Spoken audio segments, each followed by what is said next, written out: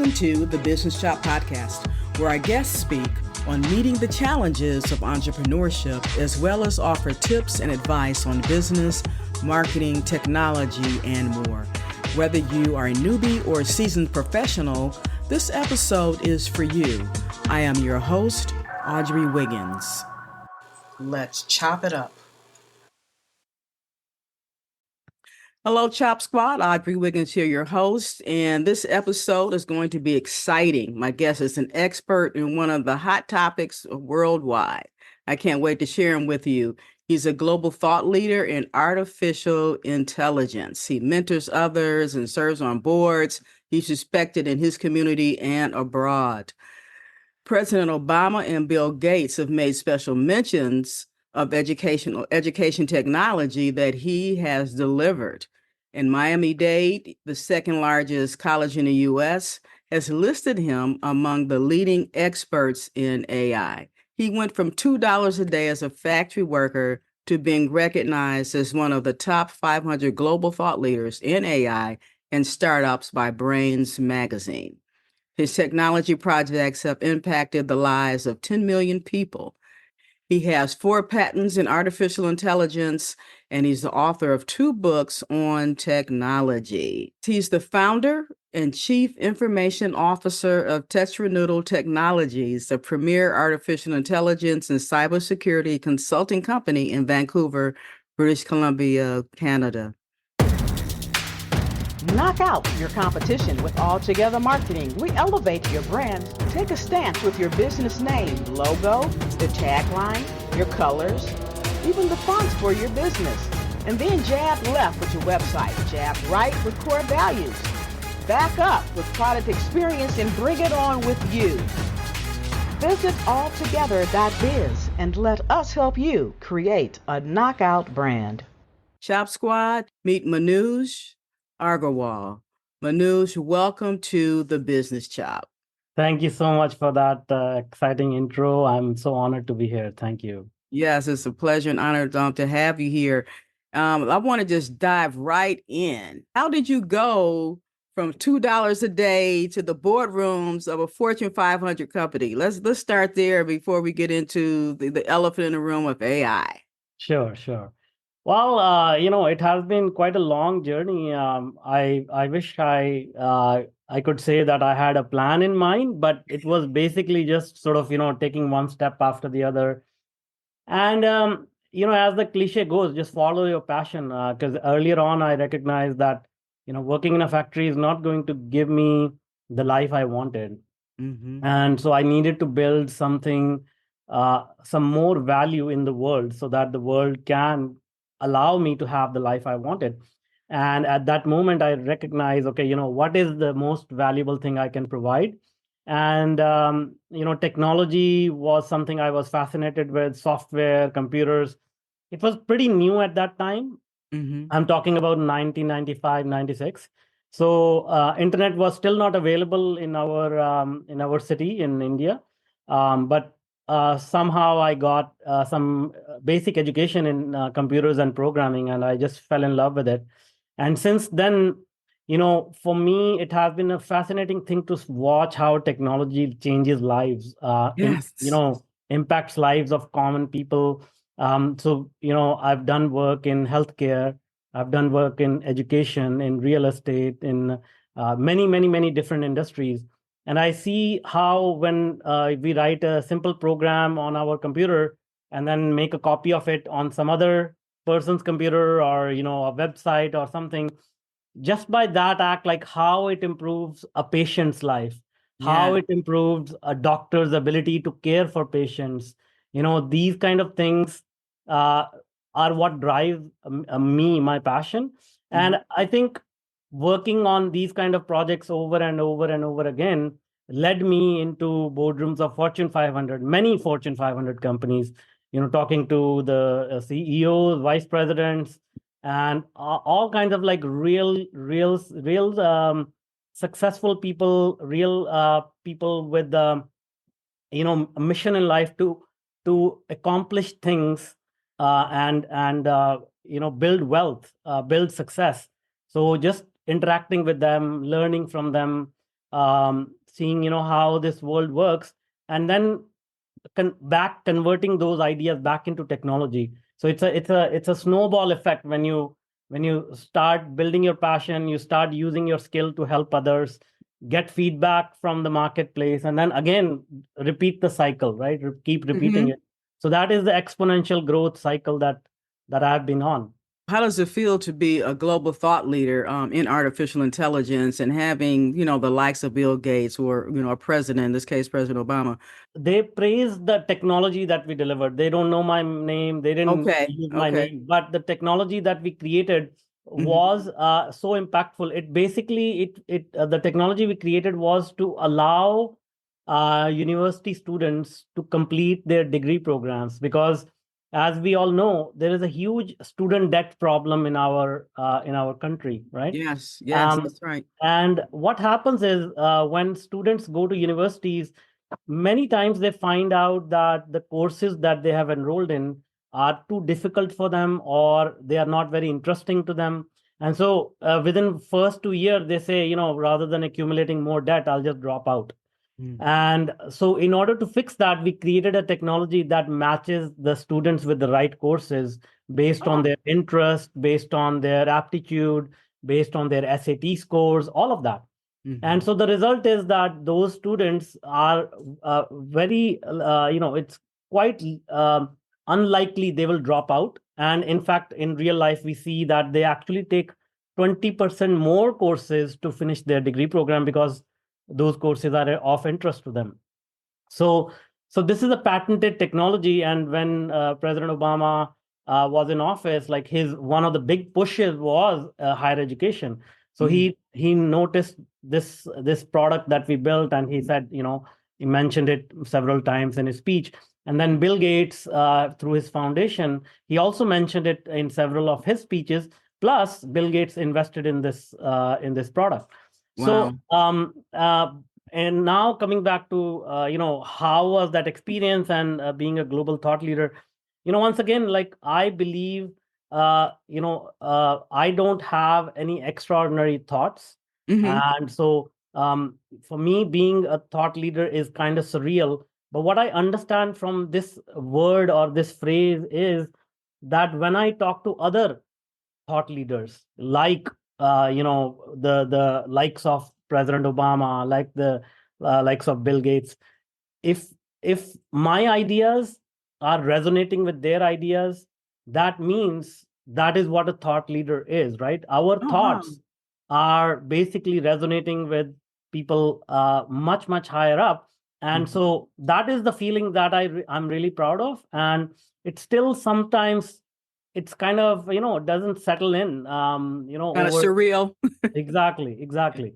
Yeah. So, and then I get to work with, directly with other people who have worked for NASA, who have worked for, large governments, who have worked for the UN,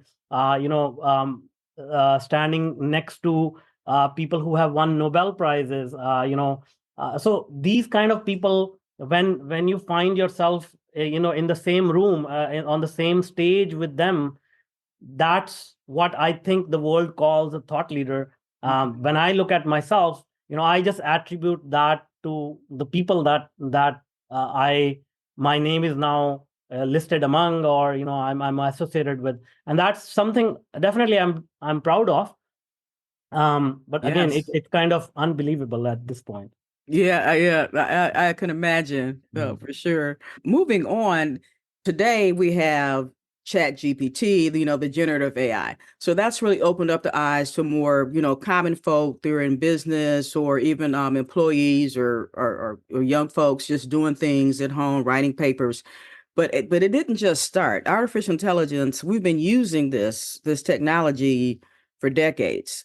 Yeah. Educate us on really where did it come from, or how it actually, came into being. Not where did it come from, but the development of it. Sure. And Yeah, I mean, in fact, the very first AI development happened in 1940s, 50s. wow.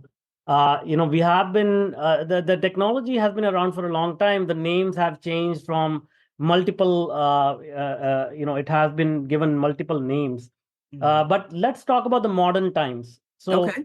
modern times, when the internet was just coming online, in the early late 80s, early 90s, some people recognized the potential of AI to make really big uh, changes in society, really build large companies. And people like Jeff Bezos, people like Bill Gates, and some others, they have used this technology over the last 20 years to build massive companies. So when we say we already have been using AI, absolutely correct. If you have used Amazon to order something and Mm-hmm. the package shows up on the same day or the next day, it is not because Amazon has thousands of employees just waiting for your order to come in. It's because they have used AI to really optimize the whole supply chain. Mm-hmm. And even in their warehouses, they have large warehouses storing all these goods, right? Right. So when the person who is working in the warehouse, they go from one end of the warehouse to the other end of the warehouse, their path is also optimized by AI so that they can pick the most orders in the least amount of time. Mm. Okay. The inventory control, how do you know what price to charge? All this is controlled by AI. Okay. When we take out our mobile phone, we all carry these devices in our Right. pocket now. Right. Every little thing on that device is a result of AI, Mm-hmm. right? And Right. this meeting that we are recording, we are sitting thousands of miles apart, right? You're So right. even about 10 years ago, we couldn't have imagined, having this conversation face to face on video in high definition and real time. Mm. Why is it possible? Because AI in the background, it is optimizing all the bits and bytes that are going from my computer to your computer and vice versa. So Mm-hmm. AI has been in our lives already for the last 20 years.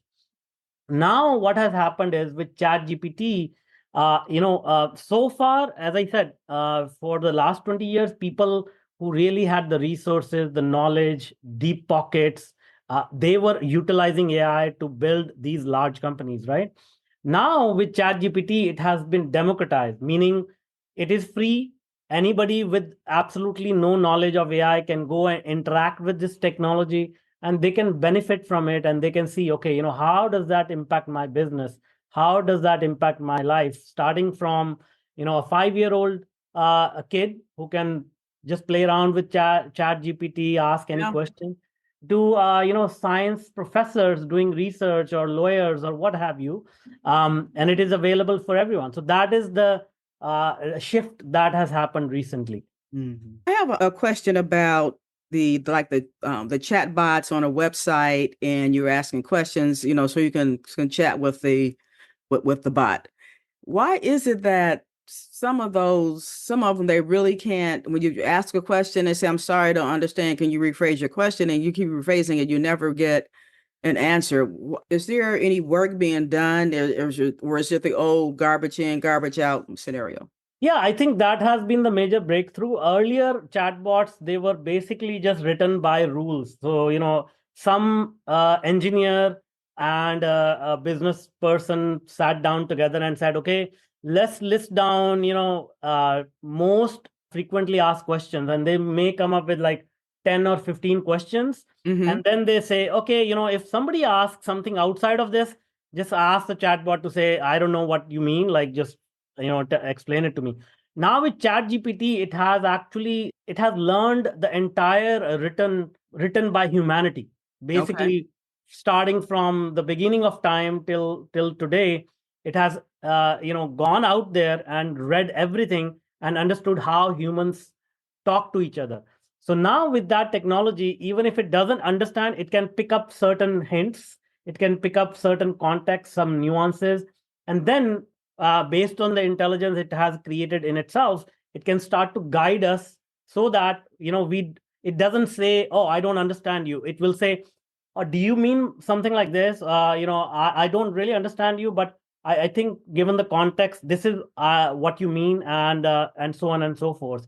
So Mm-hmm. that is the breakthrough in the level of intelligence that has happened. So new chatbots that are going to come out, which will incorporate Chat GPT, OpenAI, all these new models, they will be much more intelligent. In fact, we have developed technologies where these AI models can actually make phone calls to people and have intelligent conversations just like humans do in the Wow. business context, and say, okay, for example, if you're an insurance company, if you're a small business owner, if any kind of business scenario where you need to interact with your customers, your prospects, or what have you, rather than hiring a whole bunch of like people making these calls, AI can do that today. Okay. All right.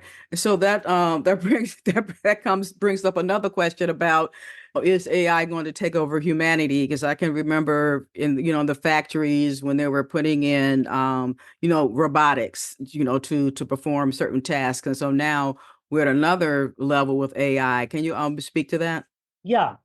So see, jobs are going to be disrupted, but I had a very interesting conversation just recently with one other pioneer in AI. We're kicking off National Small Business Week with the Elevating the You on Entrepreneur Summit. Join us April 27th for a jam-packed half day of learning and fun. Topics include public speaking, leadership, wellness, technology, small business success, and more. Register now at bit.ly/elevateu April 24. That's bit.ly/elevate the letter U April 24.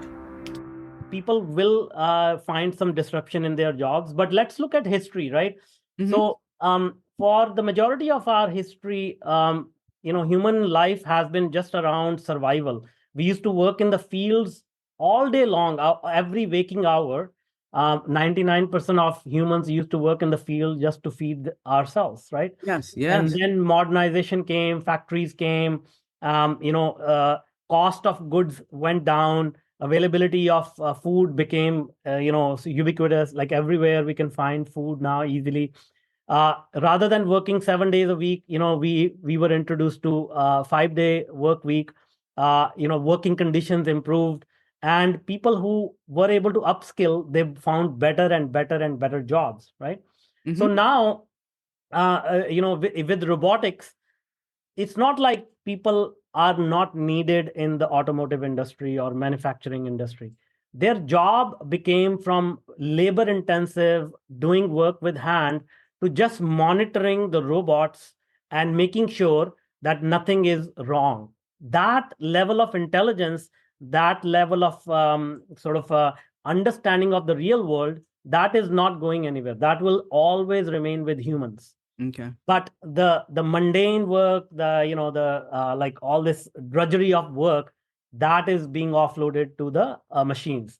So now, coming back full circle, when we say, oh, I'm afraid that AI will take away my job, if I ask somebody, how will you like to win the lottery?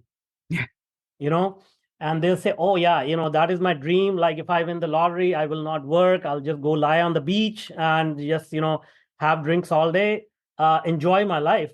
And the idea is that that's what AI is here to promise, because it will reduce the cost of goods, it will create jobs which are more enjoyable, which are more sort of creative in nature and fun in nature, that the definition of work itself is going to change. Oh, wow. I never thought about it like that. Shifting gears a little bit, I know you're into, the power of your mind, and neurodiversity is a different concept, something we haven't heard about. So, how can we use the power of our mind to achieve anything? So, we're talking about artificial intelligence. Let's talk about our human intelligence. Yeah.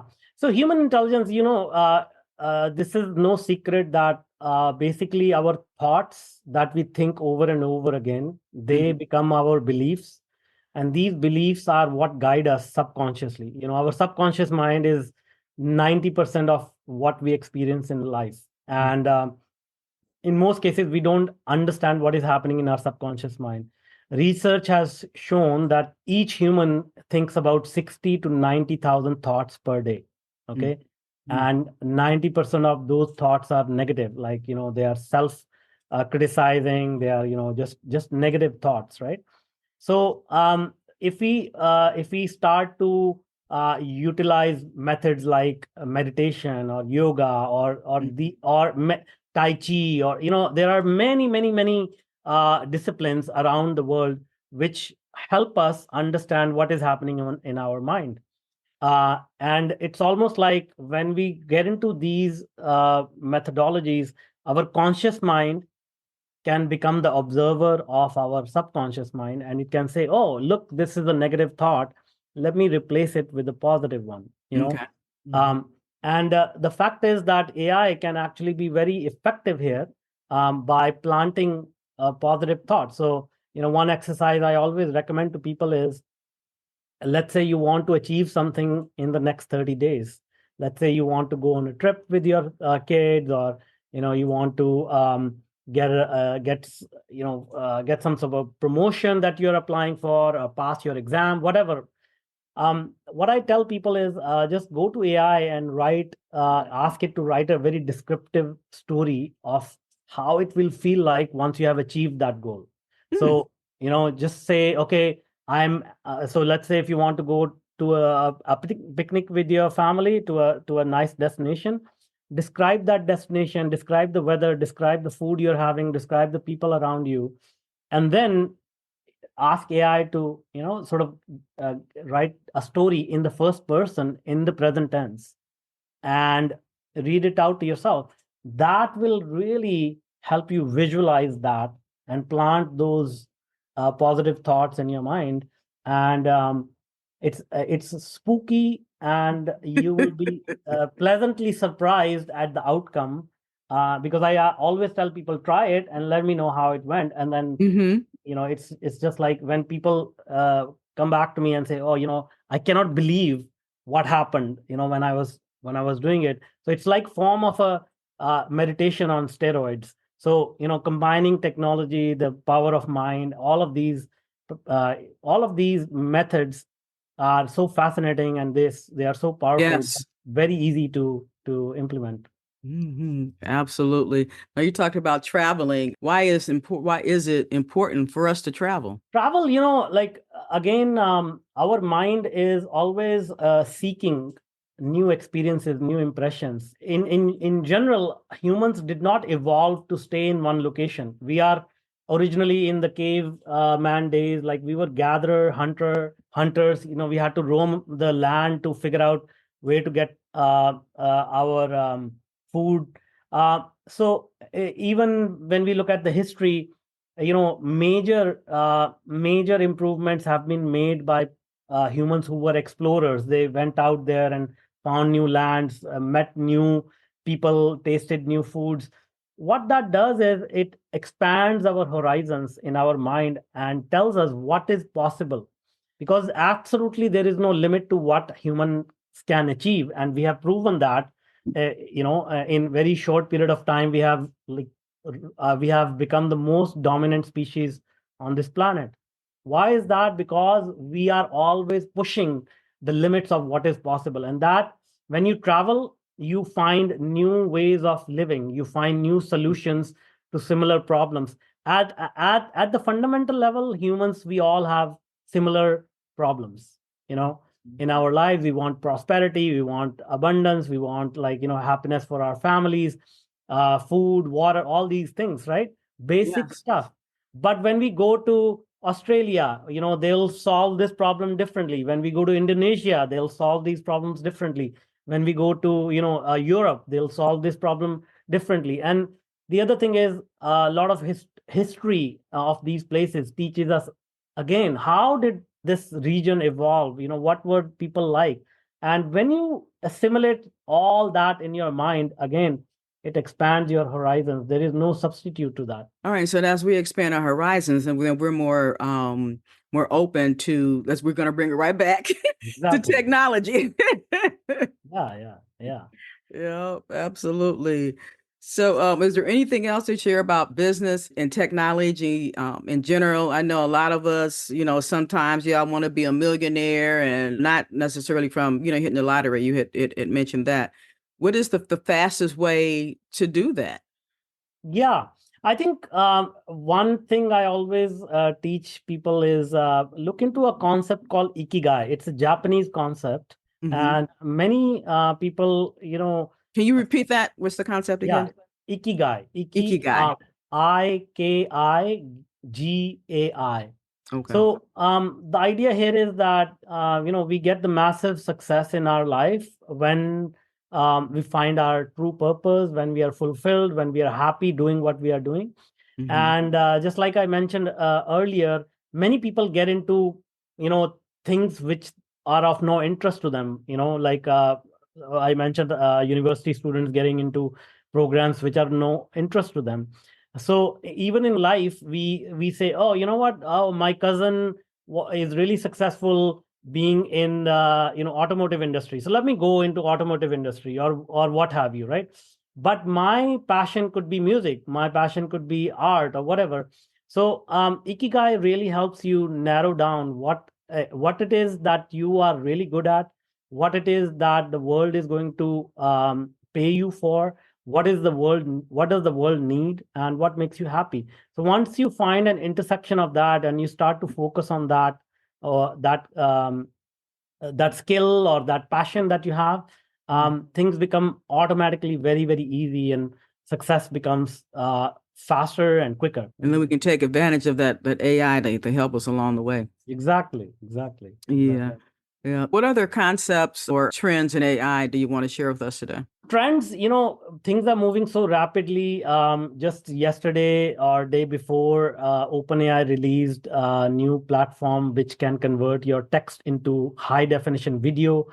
So now you can you can use AI to create text, images, video, and this will continue. I think in the next 5 to 10 years, it is expected that AI is going to add about $10 trillion to the world economy. So Wow. 10 trillion is obviously $10,000 billion, and this is the Yes. biggest wealth making opportunity. And the reverse of that is that it's also predicted that if businesses don't use AI within the next 5 to 7 years, they will be obsolete. They will not be competitive enough to survive. This is a very huge turning point in human history. And I believe, as I said earlier, the definition of work is about to change. I predict that in 5 to 10 years, there will be public companies listed on stock exchanges with one employee, which will be the Wow. yeah. The rest will be done by AI. Even today, if you go to cities like San Francisco, Phoenix, there are driverless cars driving around, and you can just call them with your mobile phone. So these kind of changes, these are very, very drastic changes in human society, and they are going to happen in a short period of time.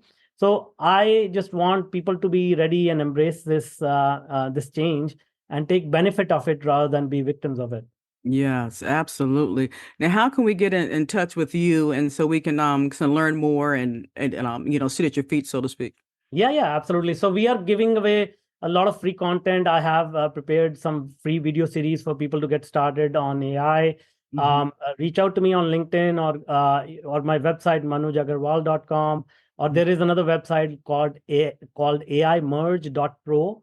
So or Google my name. I'm very easy to find. Just reach out and let me know that you would like to learn more about AI. You want the free stuff that we distribute to people, and we'll be happy to help. Awesome. Really appreciate that, Manuj. And thanks again for coming today. Yeah, absolutely. Thank you so much. Yeah, you're welcome. All right, Chop Squad, you got your orders. Definitely. This is one we can't afford to miss because it's gonna pass us by if we don't. So definitely go to Manuj, find him on LinkedIn, get in touch with him. And what was the other website? aimerge.com. AI Merge. Or Okay. .pro, sorry. I'm sorry. aimerge.pro. Yeah. Okay. All right. Well, thanks again, and we'll see you next time. Thank you for listening to The Business Chops. We hope that you were able to glean valuable information from our guests and that you will download and share this podcast. Your rating and review is much appreciated. To go deeper with our guests, please visit their website and social channels. To learn more about us, please visit businesschop.info or altogether.biz, where we will help you expand your brand.